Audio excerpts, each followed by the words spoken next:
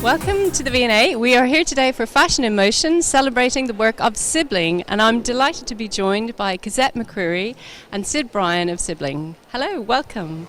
That was a fantastic show. Can you tell us, was it difficult to choose the pieces for the show? Yes, it was actually. Sid and I went through the archive with Matthew Joseph, the stylist, and also with Joe, who's not here today, but he's our third sibling. He'd be sort of here, overseeing everything, and we just have everything in boxes because we don't have much space.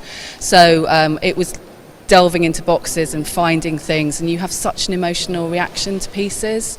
Like the ram that you've just seen was one of the first pieces we ever worked on as a project, as Sibling. Yeah, it was the first piece of Sibling ever created for a magazine shoot, so it's never been walked, if you like. No, never been walked. As have quite a few of the other pieces, they've not been on the catwalk, so to actually see them come to life, if you like, literally. If we can go back to the beginning a bit, so you both, along with Joe, in 2008 set up Sibling, and can you tell us a bit about the genesis of that and how it came together? We were three great friends, and we happened to be on holiday together. We were sat around a pool, and we were watching the menswear shows come out online, and once again just all sort of being quite downhearted, I suppose, about the fact that it's just all navy and black and blue, and a bit boring, to be honest. So and we found ourselves doing that each season, didn't we? So it was like, actually, and I think it was Joe, it was just like, let's just do something. Yeah. Let's do something about it. Joe does tend to instigate it.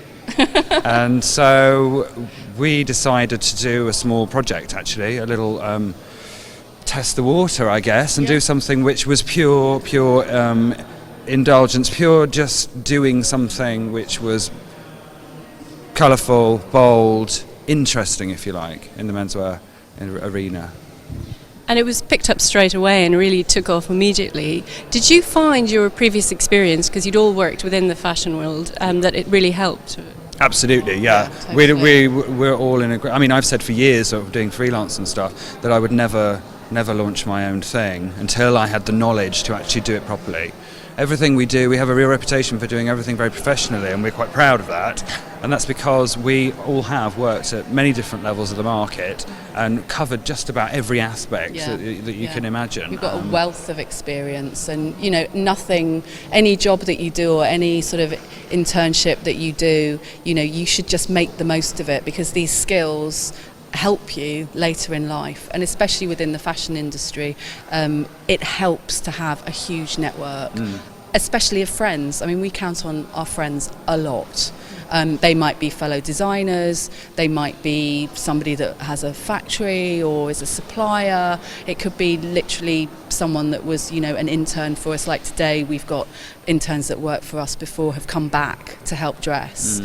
And, that is also invaluable. Your network as well as your experience is like the best combination of everything. To look at some of the pieces, I mean, the techniques are amazing. You really sort of push knitwear beyond. How does your process work? Well, that's backwards. One of the key. It's part of our DNA. It's about pushing boundaries in every way. I mean, I'm from a pure knit background, so I've been knitting for the last 25 years, and it's about taking the tradition and actually pushing it way beyond anywhere it's ever been before, and turning it on its head and just breaking every law and every boundary. Well, some of those pieces are so intricate. Obviously, they're finished by hand, the pom-poms. I mean, how long does it take to do something like that? Months, weeks, and still people want to buy them. So there's actually a couple of looks that you've seen on the catwalk that many people might look at as perhaps being, you know, unwearable or something that wouldn't go into a sales room, but quite a few of those garments are actually going to stores, like Spring Summer 15, the giant red pom-pom is going to a store in LA. A lot of the pieces are used in museums for exhibitions and things like that, but in the end we try to subvert clothing, and on the whole it's jumpers that we're just trying to, you know, give a bit of a rebellious spirit to some knits. Well, that was some amazing menswear, but of course in 2011 you also launched your women's wear line too. Is that a similar way of working, or do you find that that's quite different? The process behind actually designing and creating the garments is exactly the same, I would say. Yeah, I mean the silhouettes are different. You know, I mean we make it quite, you know, when we were talking at the beginning about launching the women's, it was, are we launching it as a unisex brand, because a lot of women of course buy our menswear, but that was something we absolutely didn't want to do. So we're quite focused on the fact that the women's may have the same sort of DNA, it may have the same colour palette, it may almost have the same references per season, but the silhouette of it is absolutely for a woman. And Joe keeps on top of us for that, to be honest, because he's, you know, he's very much of that as the brand mindset. So yeah, we all have to kind of keep to the brand. We all basically work for the brand that is Sibling. So it has to be right, whether it's for the men's or for the women's. Finally, can I ask you, is it different showing here today at the V&A? How does it differ from showing at London Collections Men and Fashion Week? It's huge. It's amazing. 40 looks is quite... Yeah, I mean, we've upped it. We normally do, what, 20 looks? 20, 25. And we've done there's 40 looks here today because, you know, it is an extensive archive. But just to be in these surroundings is quite incredible.